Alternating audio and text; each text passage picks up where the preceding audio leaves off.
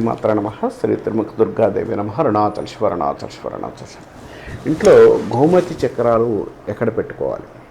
గోమతి చక్రాలు పెట్టుకొని పూజ చేసుకుంటే మంచి ఫలితాలు ఉంటాయా? గోమతి చక్రాలు మనం ఒంటి మీద కూడా ధరించవచ్చా? ఈ విషయాల గురించి మనం మాట్లాడుకుందాం. గోమతి చక్రం అనేది నెగిటివ్ ఎనర్జీని తొందరగా పోయించే అవకాశం ఉండదు. నర్మదా నదిలో దొరికే గోమతి చక్రాలు విష్ణు చక్రాలుగా నెగిటివ్ ఎనర్జీని త్రెంచేగా, నరకోశని తొలగించేగా చెప్తుంటారు. అలానే లక్ష్మీదేవి స్వరూపంగా కూడా చెప్తూ ఉంటారు.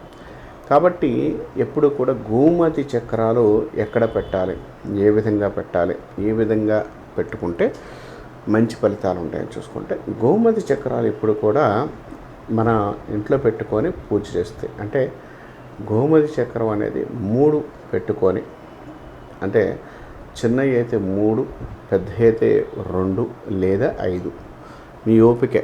ఎక్కువగా ఏంటంటే 3 నుంచి 5 మధ్య పెట్టుకుంటే మంచిది. పెద్ద అయినా కూడా 3 పెట్టుకుంటే మంచిది. 2 కొన్ని టైమ్స్లో పెట్టాలి. అది ఏ టైంలో తర్వాత చెప్తాను. కాబట్టి 2 కన్నా 3, 5 పెట్టుకొని చేసుకోగలిగితే లక్ష్మీదేవి స్వరూపంగా ఉంటుంది. అది మంచి ఫలితాలు ఉంటాయి. గోమతి చక్రాలు ఒక 5, 11, 9 లక్ష్మీ ఘోలు, ఒక 9 లక్ష్మీ ఘోలు అని మనకు చిన్న దొరుకుతాయి. అవి గోమతి చక్రాలు, లక్ష్మీ ఘోలు 2 పెట్టుకొని,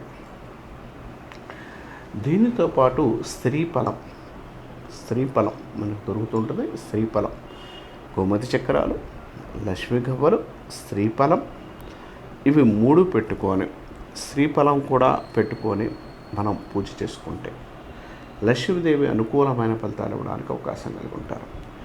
ధన విషయంలో సక్సెస్ రావడానికి అవకాశం కలిగి ఉంటారు. డబ్బు పర విషయాల్లో కొంత అనుకూలంగా ఉండడానికి అవకాశం కలిగి ఉంటారు. అలానే గోమతి చక్రాలు ఎక్కువగా మన లెఫ్ట్ హ్యాండ్కి కానీ రైట్ హ్యాండ్కి కానీ కట్టుకోవడం వల్ల కూడా దిష్టి దోష నివారణం కనపడుతూ ఉంటాయి. అంటే ఏదైనా దిష్టి దోషాలు ఉన్నా తొలగిపోవడానికి, అనుకూలమైన ఫలితాలు ఇవ్వడానికి అవకాశం కలిగి ఉంటారు. కాబట్టి దిష్టి దోషాల నివారణకు కూడా గోమతి చక్రాలు ధరింప చేసుకుంటే చాలా అనుకూలంగా ఉండడానికి, చాలా ప్రశస్తిగా ఉండడానికి అవకాశం ఉంటుంది. అలానే గోమతి చక్రాలు ఇంట్లో పెట్టుకొని పూజ చేసుకుంటే మంచి ఫలితాలు ఉంటాయని చెప్పుకోవచ్చు.